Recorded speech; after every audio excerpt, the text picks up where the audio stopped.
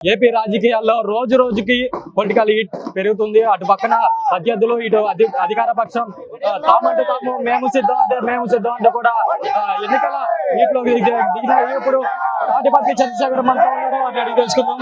Sir చెప్పండి, మీరు 4 మండలాల ఆత్మీయ సమావేశం చేశారు, ఈ రోజు 5వ ఆత్మీయ సమావేశం చేయబోతున్నారు. ప్రజల నుంచి ఎలాంటి స్పందన వస్తుంది? కనపడుతుంది కదా ఎలాంటి స్పందన వస్తుందో. 4 మండలాలు అద్భుతంగా సాగాయి. 4 మండలానికంటే మించినటువంటి అద్భుతమైన సభ ఈ రోజు జరగబోతుంది. ఇది హెడ్ క్వార్టర్ కాబట్టి అంతకు మించినటువంటి జనాల ఆదరణ ఇక్కడ లభిస్తుందని ఖచ్చితంగా అనుకుంటాం. ఎందుకంటే ప్రతి ఒక్కరూ మండల హెడ్ క్వార్టర్ తోటి సంబంధాలు కలిగి ఉంటారు కాబట్టి మా నాయకులందరూ కూడా ఇక్కడికి చేరుకునే అవకాశం ఉంది కాబట్టి బ్రహ్మాండమైనటువంటి సభ ఈ రోజు జరగబోతుంది. అంటే మీ ప్రత్యర్థి టీడీపీ అయిన నాయకుడు ఇప్పటికే ప్రజల్లోకి వెళ్ళాడు, గ్రామాల్లో ఇప్పటికే 2 సార్లు ఆయన ప్రతి ఇంటిని టచ్ చేశారు. మీకున్నది దాదాపు 74 రోజులు మాత్రమే. మీరు ప్రజల్ని ఎలా మెప్పు పొందాలనుకుంటున్నారు? ఈ 74 రోజుల్లో ఎలా కవర్ చేయాలి? తెలుగుదేశం వాళ్ళు ఇళ్ల ముందుకు కూడా వెళ్ళలేని పరిస్థితి. మేము ఇళ్లకి వెళ్ళి ఇళ్లలోకి వెళ్ళి ఆల్రెడీ గడప గడప ప్రోగ్రాం చేసినటువంటి ప్రభుత్వం మాది. వారి కుటుంబాల్లో మేము భాగమయ్యాం. ప్రభుత్వం అనేది అన్ని కుటుంబాల్లో భాగమైంది. ఎందుకంటే 2,05,000 మంది ఓటర్లు ఉంటే 1,85,000 మందికి పథకాలు ఇచ్చినటువంటి ప్రభుత్వం మాది. అంటే వారి కుటుంబాల్లో భాగమైనటువంటి ప్రభుత్వం మాది. ఎక్కడో ఒక 2-3 ప్రాంతాలని సందర్శించి అదే ప్రజల్లోకి వెళ్ళామని వారి దగ్గర ఉన్నటువంటి పెయిడ్ ఛానల్లో న్యూస్ వేయించుకున్నంత మాత్రాన ప్రజలకు దగ్గర అయినట్టు కాదు. ఒకవేళ నిజంగా వారి పార్టీ ప్రజల పార్టీ అయితే, వారి పార్టీ ప్రజల పార్టీ అయితే 223 సీట్లతోటి ఎన్టీ రామారావు గారి దగ్గర నుంచి ఆ పార్టీని లాక్కున్నారు చంద్రబాబు నాయుడు. నాయకత్వం చంద్రబాబు నాయుడు గారిది గొప్పదైతే ఇవాళ 200 సీట్లు ఎట్టెళ్ళిపోయాయి. ఇవాళ 23 సీట్లే వారి దగ్గర ఉన్నాయి. అంటే ప్రజలు ఆ యొక్క పార్టీ నడ్డిని ఎట్ట విరిసింది చూపించారు. 23 సీట్లతో ఉన్నటువంటి ఆ పార్టీ చనిపోయినటువంటి శవం లాంటి పార్టీ. ఏ విధంగా జీవం పోయాలని అటు చంద్రబాబు నాయుడు కానీ, ఇటు భువనేశ్వర్ గారు కానీ, అటు లోకేష్ కానీ, ఇటు పీకే కానీ, ఇంకొక పీకేని కూడా తీసుకొచ్చుకున్నారని మళ్ళీ నిన్న వార్తలు చేశారు.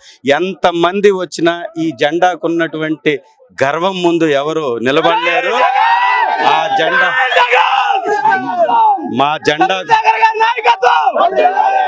మా జెండాకున్నటువంటి అజెండా ప్రజలకు మేలు చేయడం. ఆ చేసినటువంటి మేలును బట్టి ఓటు అడగడమే తప్ప తప్పుడు ప్రచారాలతోటి తప్పించుకునేటటువంటి విధానం మా పార్టీకి లేదు. తెలుగుదేశం 43 సంవత్సరాల్లో చేసింది ఏదన్నా ఉంటే చెప్పుకొని దమ్ముంటే ప్రజల్లోకి రావాలి తప్ప తప్పుడు ఆరోపణలతో తప్పించుకుంటే ఎలాగా? ఖచ్చితంగా వైఎస్ఆర్ కాంగ్రెస్ పార్టీ మీ కుటుంబానికి మేలు చేస్తే ఓటేయమని మేము అడుగుతున్నాం. మీకెందుకు లేదా దమ్ము? మీకు ఆ దమ్ము కానీ కొన్ని నియోజకవర్గాల్లో ప్రజలకి జగన్ ఇచ్చే హామీలు అందట్లేదు అనేది మీ నియోజకవర్గంలో ఉన్న సమస్య. ఈ 1,85,000 ఎవరు? ఒకవేళ అందకపోతే 1,85,000 మంది కుటుంబాలకి లబ్ధి చేకూరినట్టు డేటా ఉంది కదా. ఎవరిది? 31 లక్షల పట్టాలు ఇచ్చాం కదా మా ప్రభుత్వం ద్వారా. ఎవరికి ఇచ్చినట్లు? ప్రజలకే కదా ఇచ్చింది. 25 లక్షల ఇంటి నిర్మాణాలు జరుగుతుంది మా ప్రభుత్వ హయాంలో కదా. 1,00,000 ఇళ్ళు ఇచ్చినటువంటి చరిత్ర ఈ భారతదేశంలో ఉన్న ఏ ఒక్క ప్రభుత్వానికన్నా ఉందా? మరి 31 లక్షల ఇంటి పట్టాలు, 25 లక్షల ఇంటి నిర్మాణాలు, రీసెంట్గా 8 లక్షల ఇంటిని కంప్లీట్ చేసి ప్రజలకు ఇచ్చింది చూడలేదా? ఏ గ్రామంలోకి వెళ్ళినా, ఏ మండలంలోకి వెళ్ళినా, ఏ ప్రాంతానికి వెళ్ళినా అక్కడ వేసినటువంటి జగనన్న లేఅవుట్లు కనపడతాయి, జగనన్న ఇంటి నిర్మాణాలు కనపడతాయి. ఇవన్నీ మా ప్రభుత్వంలో వచ్చినటువంటి అభివృద్ధి కాదా? 17 మెడికల్ కాలేజీలు తీసుకొచ్చాం. చరిత్ర ఉందా ఎవరికైనా? ఒక్క మెడికల్ కాలేజ్ తీసుకురావడానికి నానా తిప్పలు పడ్డటువంటి పరిస్థితిలో అప్రూవల్తో పాటు నిర్మాణాలు కూడా కంప్లీట్ చేస్తున్నాం. ఇవాళ మార్కాపురం పోతుంటే ఒక బ్రహ్మాండమైన కాలేజీ నిర్మాణం కనపడుతూ ఉంటుంది. మీరు పిడుగురాళ్ళ వెళ్తుంటే అక్కడ ఒక బ్రహ్మాండమైన కాలేజీ నిర్మాణం జరుగుతూ ఉంటుంది. అట్లాగే మీరు తాడేపల్లి వెళ్తుంటే రైట్ సైడ్లో ఒక నిర్మాణం కనపడుతుంటుంది. 5 సంవత్సరాల చరిత్రలో కాలేజీల అప్రూవల్స్ తీసుకొచ్చి డిజైన్లు కంప్లీట్ చేసి నిర్మాణాలు కంప్లీట్ చేసి జాతికి అంకితం చేస్తున్నటువంటి ప్రభుత్వాన్ని గతంలో చూడనటువంటి పరిస్థితిలో మేము ఇన్ని మెడికల్ కాలేజీలు ఇస్తూ, 4 పోర్టుల నిర్మాణం చేస్తూ, 10 హార్బర్ల నిర్మాణం చేస్తూ, రైతులకు కావాల్సినటువంటి విత్తనం నుంచి కొనుగోలు దాకా చేయాల్సినటువంటి ప్రతి కార్యక్రమం కోసం గ్రామంలోనే ఒక రైతు భరోసా కేంద్రాన్ని తీసుకొచ్చి ప్రజల పాదాల వద్దకి మేము పరిపాలన తీసుకొచ్చి ఇస్తుంటే తప్పుడు మాటలు మాట్లాడేటటువంటి ఈ తెలుగుదేశం పార్టీ నాయకులకి కొన్ని ఛానల్స్కి బుద్ధి రాదు. వారి యొక్క బుద్ధి వంకర బుద్ధి కాబట్టి ఎప్పుడు వంకరగానే మాట్లాడుతుంటారు. మేము చేసినటువంటి అభివృద్ధిని మేము చెప్పగలుగుతున్నాం. మీరు చేసినటువంటి అభివృద్ధి ఒక తాగునీటి ప్రాజెక్టు కానీ, ఒక సాగునీటి ప్రాజెక్టు కానీ మీ చరిత్రలో, మీ హయాంలో చంద్రబాబు నాయుడు గారి 14 సంవత్సరాల చరిత్రలో ఇచ్చినటువంటి చరిత్ర కానీ ఉంటే చెప్పమనండి. ఇవాళ వెలుగొండ ప్రాజెక్ట్ 3 జిల్లాలకు సంబంధించినటువంటి సంజీవని లాంటి ప్రాజెక్ట్ మా దివంగత మహానేత వైఎస్ రాజశేఖర రెడ్డి గారు శంకుస్థాపన చేసి వారు దాన్ని ప్రారంభిస్తే వారి తనయుడు ఈ దేశంలోనే తిరుగులేని ముఖ్యమంత్రిగా మన్ననలు పొందుతున్నటువంటి మా అధ్యక్షులు వర్యులు శ్రీ జగన్మోహన్ రెడ్డి గారు దాన్ని కంప్లీట్ చేసి జాతికి అంకితం చేయడానికి సిద్ధంగా ఉన్నారు. ఇవాళ ఆ ప్రాజెక్ట్ కంప్లీట్ అయితే 15 లక్షల మందికి తాగునీటి సమస్యలు పోతాయి. 4,47,000 ఎకరాల సాగులోకి వస్తుంది. ఇది జరిగితే అద్భుతం జరుగుతుంది. ఇక్కడ భూమి ధరలు రెక్కలు వచ్చి పెరిగేటటువంటి అవకాశం ఉంది. ఇక్కడ జీవన ప్రమాణాలు పెరిగేటటువంటి అవకాశం ఉంది. అలాంటి ఇంపార్టెంట్ సంజీవిని లాంటి ప్రాజెక్టును తీసుకొచ్చినటువంటి మా పార్టీకి, మా ప్రభుత్వానికి ప్రజలు అండ ఖచ్చితంగా ఉంటుంది. ఎర్రగొండపాలెం గడ్డ వైఎస్ఆర్ అడ్డ. ఇప్పుడు మీరు 5 మండలాలు కవర్ చేశారు, కానీ ఒక మండలం మాత్రం మీకు సహకరిస్తలేదు. జెడ్పీటీసీ, ఎంపీపీ మీకు సహకరిస్తలేదు అంటూ కూడా వార్తలు వస్తాయి. ఏ మండలం అది? పెదారవీడు.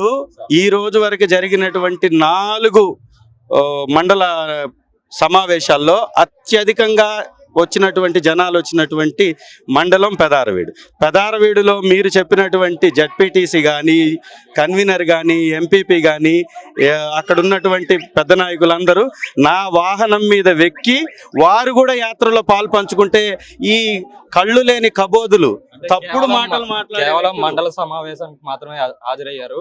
నియోజకవర్గం కార్యకర్తల సమావేశంలో పార్టిసిపేట్ చేయలేదని వార్తలు వస్తున్నాయి. నియోజకవర్గ సమావేశం ఇంకా పెట్టలేదు. పెట్టని దానికి ముందే వచ్చేయాలా వాళ్ళు? పెట్టనటువంటి కార్యక్రమానికి ముందొచ్చి ఉండాలా? ఇక్కడ మీరు ఇక్కడ వచ్చి ఆఫీస్ దగ్గర కానీ ఉంటే ఇక్కడికి వచ్చేటటువంటి నాయకుల్ని చూడండి, ఇక్కడికి వచ్చే కార్యకర్తలను చూడండి, ఇక్కడ సమావేశం అవుతున్నటువంటి నంబర్ చూడండి. ఎక్కడన్నా ఉందా? తెలుగుదేశం సెంట్రల్ ఆఫీస్లో లేనటువంటి జనాలు ఇక్కడ ఉన్నారు.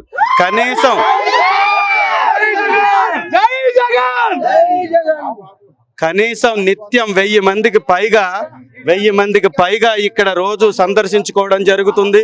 వారితో కలిసి నేను టీయో, కాఫీయో, భోజనమే చేసుకుంటున్నాం. మేమందరం కలిసి ఉంటున్నాం ఇక్కడ. ఇది చూసి మాట్లాడితే బాగుంటుంది, లేకపోతే చులకనైపోతారు వాళ్ళు. మీ నాయకుడు ఎన్నికలకు సిద్ధమని అంటున్నారు, కానీ మీ నియోజకవర్గంలో ఇంకా కార్యకర్తలు, నాయకులు సిద్ధంగా లేరన్నట్టుగా తెలుస్తుంది. కారణం ఏమి? వీళ్ళందరు కార్యకర్తల నాయకుల? వీళ్ళందరు నాయకులు కార్యకర్తలే కదా. ఇంతమంది ఇక్కడికి సమావేశానికి వస్తే ఒక మండల కేంద్రంలో పెట్టేటటువంటి ఒక మీటింగ్కి 10,000 సంఖ్యలో నాయకులు హాజరవుతుంటే లోకేష్ గారి సభకు వచ్చే 3,000 మందిని ఇక్కడ వస్తున్నటువంటి 10,000 మందిని ఒకసారి వీడియోలో చూడమనండి. చంద్రబాబు నాయుడు గారు మీటింగ్ చెప్తుంటే వెనక కుర్చీలు ఖాళీగా దర్శనమిస్తున్నటువంటి పరిస్థితి. ఎక్కడ డబ్బుని, మద్యాన్ని పంచి వాళ్ళు తెచ్చుకుంటున్నా ఎక్కడ జనాల ఆదరణ వారికి కనపడట్లా. ఇక్కడ ఒక్క రూపాయి ఖర్చు లేకుండా స్వతహాగా వాళ్ళ జేబులో నుంచి డబ్బులు ఖర్చు పెట్టుకొని వాళ్ళ బండ్లు వేసుకొని వచ్చినటువంటి ఇంతమంది జన నాయకుల్ని ఒక్కసారి చూపించండి. ఇది జగనన్న సైన్యం. జగనన్నకి ఈ నియోజకవర్గం ఒక కంచుకోట. అలాంటి కంచుకోట గురించి మాట్లాడేటటువంటి స్థాయి తెలుగుదేశం నాయకులకి లేదు. తాడిపత్రి చంద్రశేఖర్ గారు చెప్తున్నారు. ఎర్రగొండపాలెం వైసీపీ అడ్డా చెప్తున్నారు. కెమెరామెన్ రాజశేఖర్ తో హరీష్.